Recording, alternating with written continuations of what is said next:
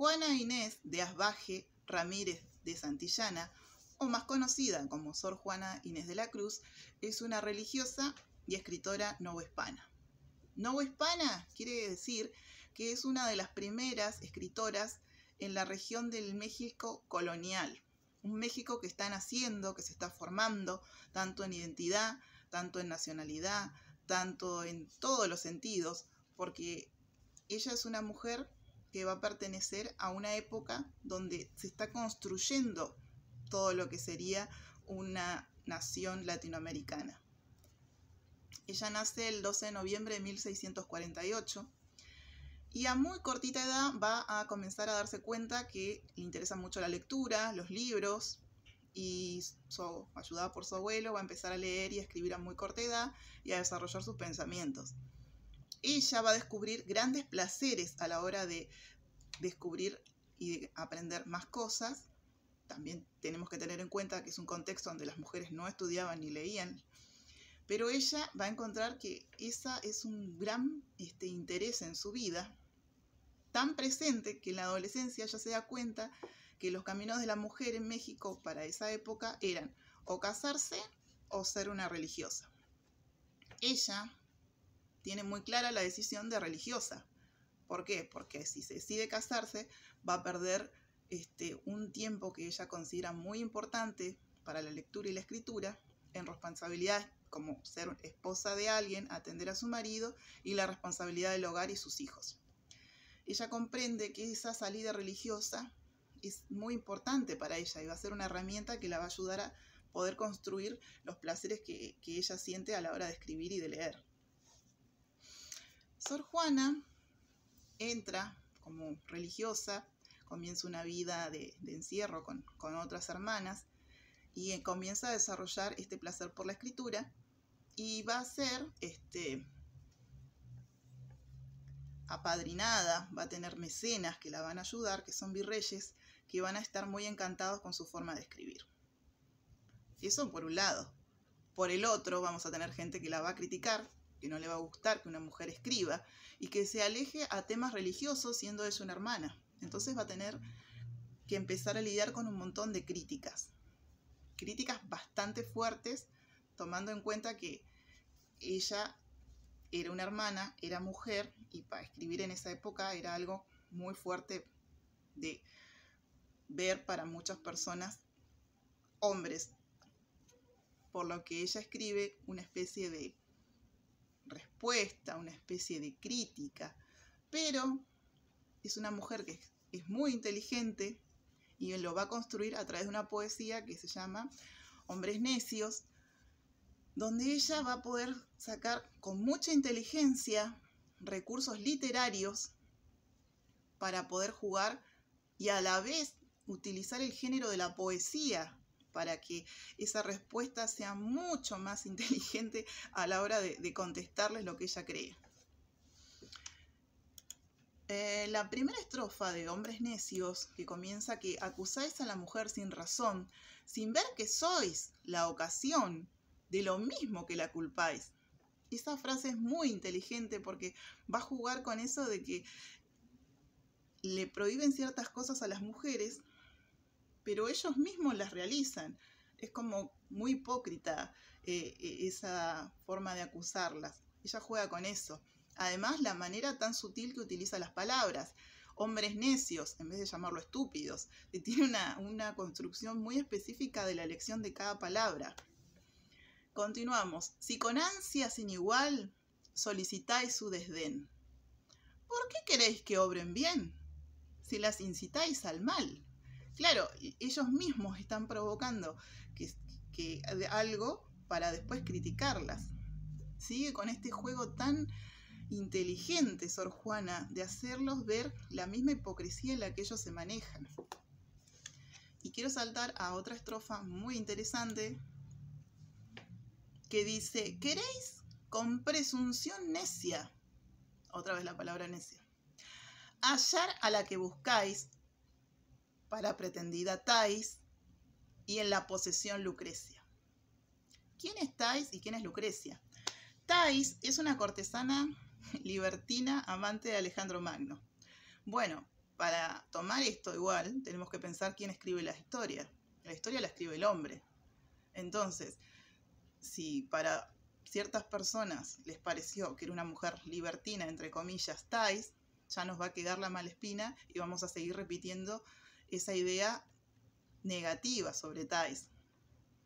Entonces, para pretendida Thais, qué inteligente Sor Juana de utilizar ese nombre de la historia de esa mujer para cual la pretenden. Pero, y en la posesión Lucrecia.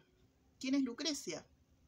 Lucrecia también es una mujer muy importante de ciudad romana, que fue reconocida por la fidelidad y honradez que le tenía su esposo, el romano Lucio Tarquinio. Pero un hombre se obsesionó con ella a tal punto que terminó violándola. Ella, al sufrir tanto su vergüenza, su asco, se termina suicidando. Entonces Lucrecia, a través de la historia, nos muestra una historia muy triste de lo que provoca una violación. No es inocente la elección que hace Sor Juana de estas mujeres para que el hombre reflexione sobre la acusación que hacen sobre ella. Además, ella tiene un recurso muy importante en tomar siempre mujeres históricas, no solo en esta obra, sino en otras también, para demostrar el juego de que ya en esa época teníamos mujeres importantes en la literatura, en la historia, y ella las retoma para convertirlas en herramientas de réplica de lo que quiere expresar y lo que quiere decir.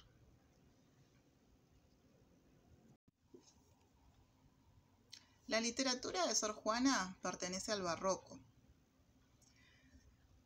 Es muy fuerte pensar que ese barroco es tan actual y no sé si han cambiado mucho las cosas porque nos seguimos quejando de las mismas actitudes hipócritas y egoístas que no sé si han cambiado mucho, pero hoy en día tratamos de pensar de que sí se tienen que cambiar.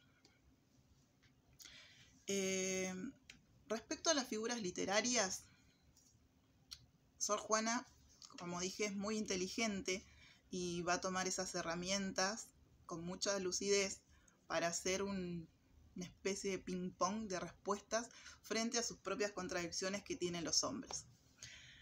El paralelismo. Hay un paralelismo muy bueno, la que peca por la paga o el que peca por pagar. Es muy a nuestros días.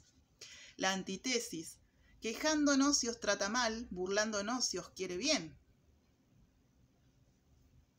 No encuentro más actualidad en la forma de expresar sus pensamientos Sor Juana a lo que vivimos hoy en día. Los apóstrofes. Hombres necios que acusáis a la mujer sin razón, cómo juega con ese interlocutor, con el hombre, es muy inteligente a la hora de buscar las palabras, las rimas, las palabras justas que lleguen con el sonido y una métrica donde el ritmo no cause ruido, además de querer hacer que esto suene como una crítica y una respuesta a sus acusaciones. Y no solo a ella, toma toda una visión general de las mujeres de la época y cómo también son criticadas. Tiene toda una idea de cómo se puede tratar mal a alguien cuando el equilibrio nos muestra que ellos podían gozar de esas mismas situaciones sin ser señalados ni criticados. Respecto a los retruécanos, tiene figuras retóricas donde contrapone esas dos frases. A una culpáis por cruel y a otra por fácil culpáis, la que cae derrogada o el que ruega decaído. Y es muy inteligente esa manera de mostrarnos qué pasa con las humillaciones, qué pasa con la mujer que sí tiene valor y se contrapone a ciertas situaciones, y cómo ellos juegan con eso para darlo vuelta y hacerlo ver quedar mal. México es un país que ha sufrido primero las invasiones españolas bastante violentas, donde sabemos que existe y existió un gran genocidio de los pueblos originarios y se impuso la religión católica de una manera tan fuerte que jugó mucho con esa idea de ver esa mujer pura y casta como modelo de la Virgen María, y cómo se impuso a las mujeres esa idea, pero también nunca se promocionó esa idea de que la mujer pueda acceder al conocimiento.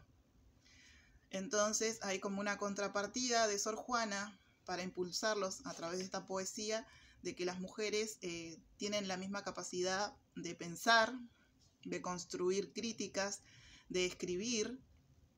Recordemos que ella escribía poesía, escritos y hasta teatro, además de ensayos religiosos, y que con las mismas herramientas, posibilidades, podían llegar a construir cosas tan interesantes como pudo lograrlo ella. Y va a traernos siempre esas imágenes visuales de mujeres de la historia para darnos ese ejemplo muy cercano de qué pasaba cuando se le otorgaba el conocimiento, la sabiduría a una mujer.